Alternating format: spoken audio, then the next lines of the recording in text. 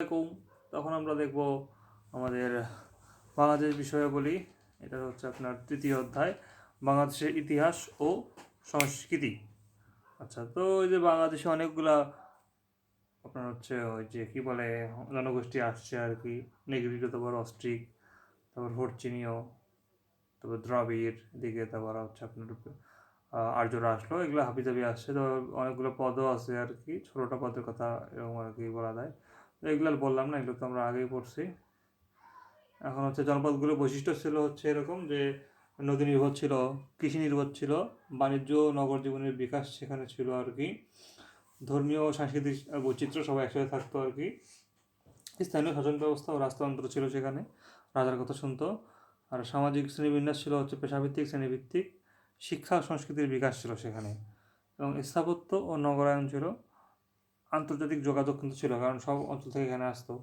এবার রাজনৈতিক সংহতি আর বিকাশও ছিল সেখানে। আচ্ছা, এগুলো গেল হচ্ছে আপনার বৈশিষ্ট্য।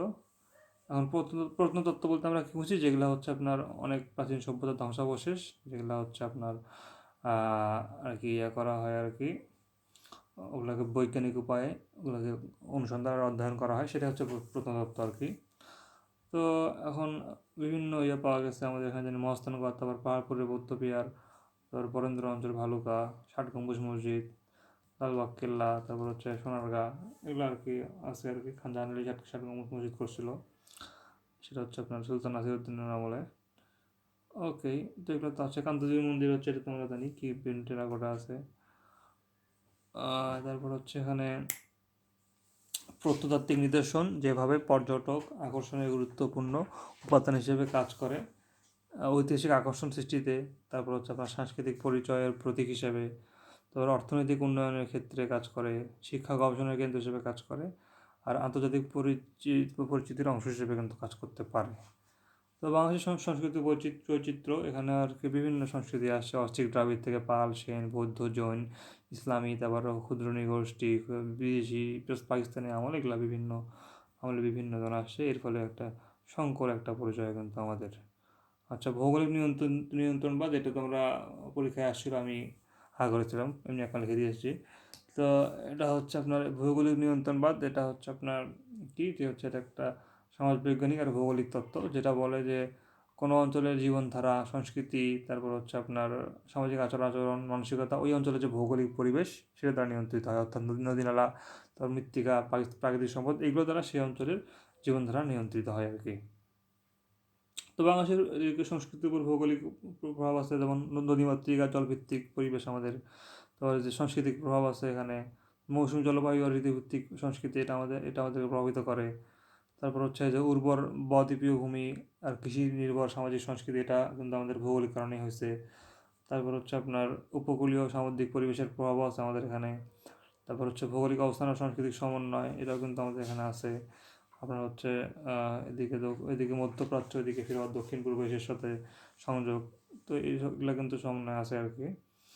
এখন হচ্ছে আপনার ওকে, তারপর হচ্ছে এখানে একটা তত্ত্ব, সেটা হচ্ছে আপনার এনভায়রনমেন্টাল পসিবিলিজম কি? পরিবেশগত সম্ভাব্যবাদ, এটা কি? এনভায়রনমেন্টাল পসিবিলিজম। আচ্ছা, এটা কি বলে? এটা যে আমরা আগেরটা পড়লাম যে হচ্ছে ভৌগোলিক উপাদানগুলো আমাদের জীবনধারাকে নিয়ন্ত্রণ করতেছে। তো আপনার হচ্ছে এই এই এনভায়রনমেন্টাল পসিবিলিজম, এটা তার বিপরীত কথাটা বলে আর কি, যে হচ্ছে আপনার ঠিক আছে আমাদেরকে নিয়ন্ত্রণ করতেছে, কিন্তু মানুষের যে আর কি আমাদের আর কি আমাদের যে আপনার অভিযোজন করতে পারি, যে খাপ খাইয়ে নিতে পারি, এই খাপ খাইয়ে নিয়ে আমরা হচ্ছে পরিবেশকে নিজেদের মতো আমরা রূপান্তর করতে পারি বা নিয়ন্ত্রণ করতে পারি, অন্তত কিছুটা হলেও আর কি। তো এটাই হচ্ছে এই থিওরিটার মূল কথা, যে হচ্ছে আপনার যে কিছু সীমা আমাদেরকে সীমাবদ্ধ করে আর কি, কিন্তু এই সীমাবদ্ধতার মাধ্যমে মানুষ বিভিন্ন পথ তৈরি করে, সেখান থেকে মানুষ খাপ খাইয়ে নিয়ে নিজের প্রয়োজন অনুযায়ী আপনার অর্থনীতি সমাজ তৈরি করে আর কি। আচ্ছা, তারপর হচ্ছে এখন এটাই আর কি। যেমন হচ্ছে বন্যার সঙ্গে মানিয়ে নিয়ে আমরা এখন উঁচু ঘর মাচা তৈরি করতেছি, ভাসমান কৃষি তৈরি করতেছি। তারপর হচ্ছে নদী নির্ভর পরিবেশে আমরা নৌকা তৈরি করতেছি, মাঝি মোল্লার পেশা, নদী কেন্দ্রিক সংস্কৃতি গড়ে তুলতেছি। তারপর ঘূর্ণিঝড় মোকাবেলায় বিভিন্ন সহনশীল ঘরবাড়ি তৈরি করতেছি, এটা কিন্তু হচ্ছে আপনার এই যে এনভায়রনমেন্টাল পসিবিলিজমের করতে পারবে, এনভায়রনমেন্টাল পসিবিলিজম। তারপর হচ্ছে আপনার আর কি আছে এখানে।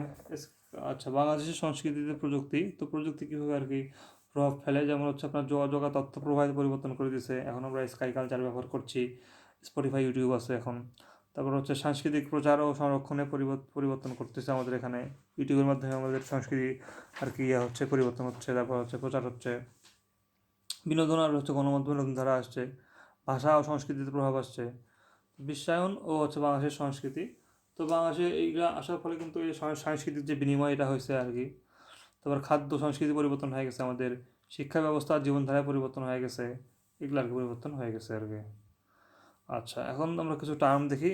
একটা হচ্ছে কালচারাল গ্লোবালাইজেশন। এটা কি, যে হচ্ছে সংস্কৃতির বিশ্বায়ন, অর্থাৎ হচ্ছে বিশ্বায়নের ফলে পৃথিবীর সব সংস্কৃতি একে অপরের সাথে এবং হচ্ছে যুক্ত হচ্ছে এবং প্রভাবিত হচ্ছে আর কি। ঠিক আছে। তারপর হচ্ছে যেমন হচ্ছে পশ্চিমা হচ্ছে কোরিয়ান যে হচ্ছে আপনার হচ্ছে সংস্কৃতি, এগুলো আমাদের হচ্ছে এতে ঢুকে যাচ্ছে। আচ্ছা, তারপর হচ্ছে দেখেন যে কালচার গ্লোবালাইজেশন, অর্থাৎ একটা সংস্কৃতি অপরের সংস্কৃতির সাথে যুক্ত হচ্ছে, একে অন্যকে প্রভাবিত করছে, যেমন কে পপ আমাদেরকে প্রভাবিত করছে। তারপর হচ্ছে কালচারাল হাইব্রিডাইজেশন, অর্থাৎ দুইটা সংস্কৃতি একসাথে ফিউশন হয়ে যাচ্ছে আর কি। ফিউশন যেমন হচ্ছে আমাদের আগের কালের যে আপনার লোকগান, এখন সেটার সাথে আপনার হচ্ছে এই যে আপনার উইন্ড অফ চেঞ্জ, এগুলো হচ্ছে মানে ফিউশন করে এক নতুন একটা মিশ্রণ তৈরি করছে। তারপর 3 হচ্ছে কালচারাল ইম্পেরিয়ালিজম, অর্থাৎ সংস্কৃতিগত সাম্রাজ্যবাদ, অন্য সংস্কৃতি আমাদের এখানে আসে, সেটা দখল করে নিচ্ছে আমাদের সংস্কৃতিটাকে আর কি। আর গ্লোকালাইজেশন কি, অর্থাৎ হচ্ছে আপনার যে বৈশ্বিক যে প্রভাবক আছে এটাকে স্থানীয় সংস্কৃতির সাথে মিলিয়ে গ্রহণ করা। অর্থাৎ ম্যাকডোনাল্ডসের অ্যাড এখানে দেখা যাচ্ছে, সেখানে হচ্ছে আপনি পয়লা বৈশাখের সাথে দিয়ে দিচ্ছেন ম্যাকডোনাল্ডসের অ্যাড, তো এটা হচ্ছে গ্লোকালাইজেশন। আর কালচারাল ডিফিউশন কি, যে সংস্কৃতির বিস্তার, অর্থাৎ এক সমাজ থেকে অন্য সংস্কৃতিতে ছড়িয়ে পড়তেছে, এটাই হচ্ছে আপনার কালচারাল ডিফিউশন। যেমন কে পপ আমাদের এখানে ছড়িয়ে পড়ছে, এটা হচ্ছে কালচারাল ডিফিউশন। আর টেকনোলজিক্যাল ডিটারমিনিজম কি, এটা হচ্ছে আপনার মার্শাল ম্যাকলুহানের তত্ত্ব আর কি। এটা হচ্ছে কি, প্রযুক্তি হচ্ছে আপনার সমাজ আর সংস্কৃতি পরিবর্তনের মূল চালিকা শক্তি। যেমন হচ্ছে স্মার্টফোন, ইন্টারনেট, এগুলোর মাধ্যমে আমাদের কি সমাজের সাংস্কৃতিক পরিবর্তন হচ্ছে। এই জন্য বলছে যে টেকনোলজিক্যাল ডিটারমিনিজম, মানে টেকনোলজি হচ্ছে আমরা ডিটারমাইন করে যে আমাদের সমাজ আর সংস্কৃতি কেমন হবে। আচ্ছা, কালচারাল ইম্পেরিয়ালিজম তো পড়লাম আমরা। তারপর হচ্ছে আপনার এগুলো তো বললাম। আচ্ছা, কালচারাল আইডেন্টিটি ক্রাইসিস, এটা হচ্ছে আপনার বিশ্বায়নের ফলে আমাদের যে এই যে পাশ্চাত্য পোশাক আর বিদেশি রুচি আমাদের এখানে ঢুকে পড়ছে, এটা হচ্ছে কালচারাল আইডেন্টিটি ক্রাইসিস হয়ে যাচ্ছে আমাদের জন্য। তারপর হচ্ছে আপনার আইডেন্টিটি ডিলিউশন হয়ে যাচ্ছে আর কি। এটা হচ্ছে নেগেটিভগুলো আর কি আমরা পড়তেছি আর কি। কালচারাল ইম্পেরিয়ালিজম, তারপর হচ্ছে টেকনোলজিক্যাল ডিটারমিনিজম হচ্ছে, তারপর হচ্ছে আপনার কালচারাল আইডেন্টিটি ক্রাইসিস হচ্ছে, তারপর আইডেন্টিটি ডিলিউশন হয়ে যাচ্ছে, অর্থাৎ আমাদের যে আত্মপরিচয় এটা ক্ষয়ের দেখা দিয়েছে আর কি, এরকম ক্ষয় হচ্ছে। তারা আমাদের স্থানীয় শিল্প আর হস্তশিল্প এখানে প্রভাব পড়তেছে, অন্যান্য বড় বড় শিল্পগুলো এখানে দখল করতেছে আসে। তারপর আমাদের মিডিয়া সংস্কৃতির অবমূল্যায়ন হচ্ছে, লোকসঙ্গীতের আপনার অবমূল্যায়ন হচ্ছে, চিন্তা আর মূল্য পরিবর্তন হচ্ছে আমাদের। তারপর আপনার হচ্ছে কালচারাল ডিফিউশন হয়ে যাচ্ছে আর কি। তো এখন চ্যালেঞ্জ মোকাবেলা করণীয় কি, এই যে আপনার হচ্ছে আহ, এখন এই করণীয় মধ্যে একটা থিওরি আসছে, সেটা হচ্ছে কি কালচারাল আইডেন্টিটি থিওরি। অর্থাৎ এখানে হচ্ছে আপনার আহ, যে মানুষের তার ভাষা, ধর্ম, পোশাক, এগুলার তোমার সামাজিক রীতিনীতি, এগুলোর মাধ্যমে তার সাংস্কৃতিক পরিচয় গড়ে ওঠে আর কি। তো বিশ্বায়নের ফলে এটা হারানোর ঝুঁকি থাকে, এই জন্য সচেতনভাবে আমাদের সংস্কৃতিগুলোকে আঁকড়ে ধরে থাকতে হবে। এটাই হচ্ছে কালচারাল আইডেন্টিটি থিওরি বলে আর কি। যেমন পয়লা বৈশাখ এগুলা মানে অনুষ্ঠান বেশি করে উদযাপন করতে হবে। তারপর হচ্ছে কালচারাল রেজিস্ট্যান্স থিওরি। তো এটা বলে হচ্ছে সাংস্কৃতিক প্রতিরোধ তত্ত্ব। অর্থাৎ এটা হচ্ছে আপনার যে অন্যান্য সংস্কৃতি যাতে আমাদের সংস্কৃতি দখল না করতে পারে, এই জন্য আমাদেরকে প্রতিরোধ করতে হবে, রেজিস্ট্যান্স করতে হবে। ঠিক আছে। যেমন হচ্ছে কেপপ বাদ দিয়ে আমাদেরকে লালন গীতি শুনতে হবে আর কি। তারপর কালচার হাইব্রিডাইজেশন, এটা হচ্ছে মিশ্রণ আর কি, যেটা বললাম যে ওএম যেটা আসতেছে। তারপর হচ্ছে কোকি স্টুডিও বাংলা, এটা হচ্ছে কালচার হাইব্রিডাইজেশন। আর গ্লোকালাইজেশন, এটা তো আমরা জানি, এটাকে বললাম। তারপর হচ্ছে টেকনোলজিক্যাল অ্যাপ্রোপ্রিয়েশন, এটা হচ্ছে কি প্রযুক্তির ইতিবাচক ব্যবহার। অর্থাৎ আমরা হচ্ছে প্রযুক্তিকে কাজে লাগাবো, লাগিয়ে ধরেন ইউটিউবে আমাদের ইয়েগুলো সংরক্ষণ করলাম বা আমাদের সংস্কৃতিগুলোকে প্রচার করলাম, এটাই হচ্ছে টেকনোলজিক্যাল অ্যাপ্রোপ্রিয়েশন। তারপর হচ্ছে কালচারাল এডুকেশন থিওরি। এখানে হচ্ছে আপনার ইউনেস্কো, পাওলো ফ্রেইরে, জন ডিউই এটাতে মতামত দেয় যে হচ্ছে আপনার প্রযুক্তিকে আমরা যদি ইতিবাচকভাবে ব্যবহার করি, তাহলে আমরা কিন্তু এগুলা আমাদের লোক জিনিসগুলো সংরক্ষণ করা, এগুলো আর কি ইউজ করা ভালো মতো করতে পারবো আর কি। এটার উপর বেশি গুরুত্ব দেয় কালচারাল এডুকেশন থিওরি।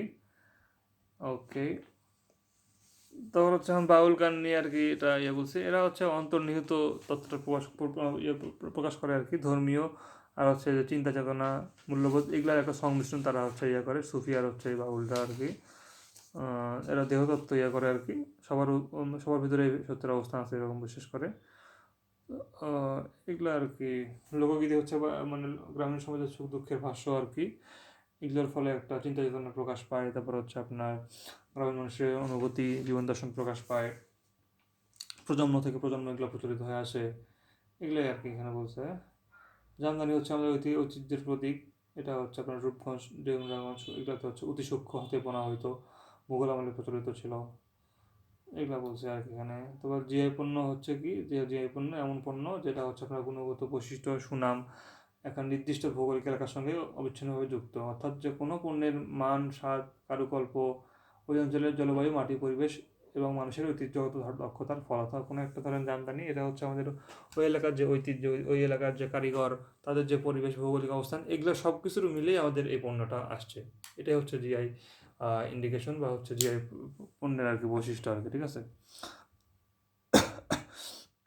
তো এই সংস্কৃতিকে ঠিকভাবে ব্যবহার করে আমরা কিন্তু কালচারাল ডিপ্লোমেসি এটা কিন্তু আমরা প্রয়োগ করতে পারি।